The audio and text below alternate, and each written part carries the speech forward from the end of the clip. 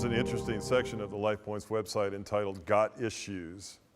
And Got Issues deals with things going on in life like anxiety or fear or shame or anger, control issues, bitterness, things like that, that really hinder our relationships. Well, when you tie sexuality in with other people and we have dysfunctional relationships and we're inappropriately sexual, it manifests kind of issues in our life. Well, for the sake of conversation, most of the issues that you and I deal with in life, all of humanity deals with, can be boiled down into three, okay? So what is it that we're really looking for? We're looking for the antidote to three problems in life. I've heard it said that most every dilemma that we find in life, the answer can be found in the first 11 chapters of Genesis. And that's kind of actually true.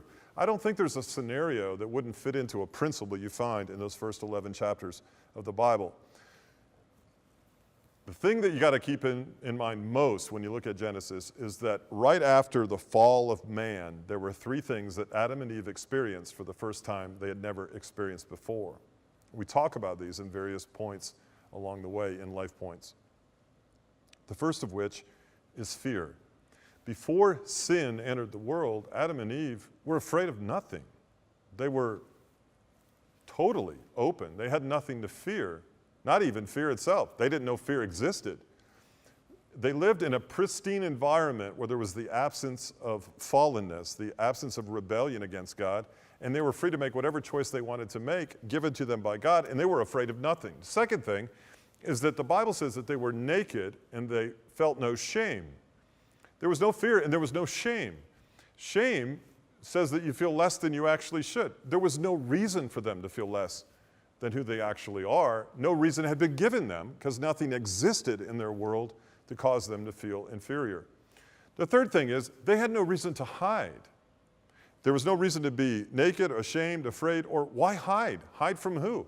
There was no one after them. There was nothing that they regretted, so there was no reason to escape. There was no reason to rationalize. There was no reason to cover up. So imagine that world. No fear, no shame, and no hiding.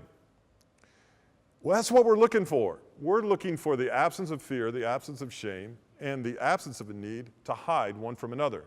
What is it that people do more than anything else? We fear things and fear people and what they think of us. We're ashamed of what we've done, what we think we're capable of doing, or what other people think we've done.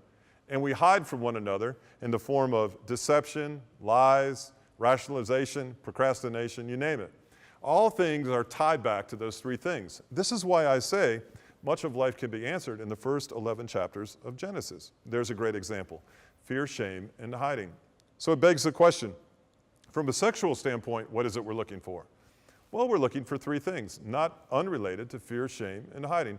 We're looking for, everyone's looking for, love. That's what we want. We want to be loved.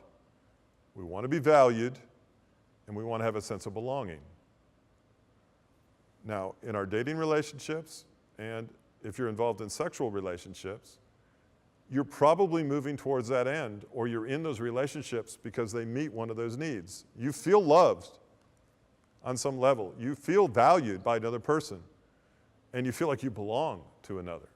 Well, the problem with that is, if we place our emotional and spiritual well-being as a person as equally inexperienced in life as we are, who lacks wisdom, who is looking for these very same things from you, the question is, can two people who don't have that share that with one another in the appropriate context so everyone's needs are met? And the answer is, not really.